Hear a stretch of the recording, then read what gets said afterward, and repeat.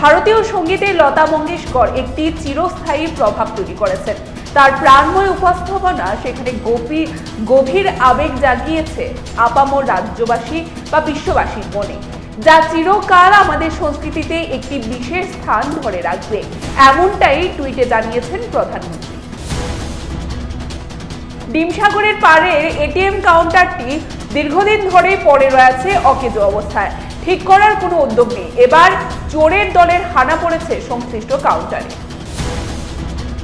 বিশ্রামগঞ্জ এলাকায় রাবারের শিট চুরি করতে এসে হাতে নাতে ধরা পড়ল দুই চোর।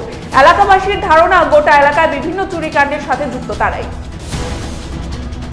ভারতের বীর স্বাধীনতা সংগ্রামী ভগৎ সিং এর আজ 116তম জন্মদিন। প্রতি বছরের মতো এবছরও শহীদ ভগৎ সিংকে স্মরণ করে গোটা দেশ। রাজধানী আগরতলার বিভিন্ন পূজা মণ্ডপগুলোর নির্মাণস্থলে প্রশাসনিক আধিকারিকদের সফর। সার্বিক নিরাপত্তা ব্যবস্থার বিষয়াদি দেখতে এই সফর বলে জানা গেছে।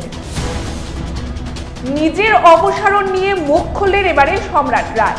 দাবি করলেন বরাবরের মতোই থাকবেন ছাত্রদের পাশে ময়দানে।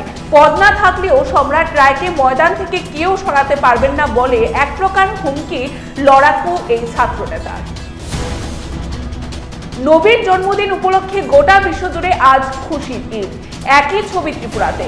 রাজধানী আগরতলায় শান্তির জৌলুস থেকে সম্প্রীতির আহ্বান। নিজ দুই সন্তানকে বিষ খাইয়ে নিজেও মৃত্যুর কোলে ঢলে পড়ল মা। আজ প্রমীলা মুন্ডা এবং তার ছেলে পরিমল মুন্ডার মৃতদেহের ময়নাতদন্ত হলো খোয়াই জেলা হাসপাতালের মর্গে এবং আরেক ছেলে মনেশ মুন্ডাকে গতকাল রাতে আশঙ্কাজনক অবস্থায় আগরতলা জিবি হাসপাতালে রেফার করা হয়।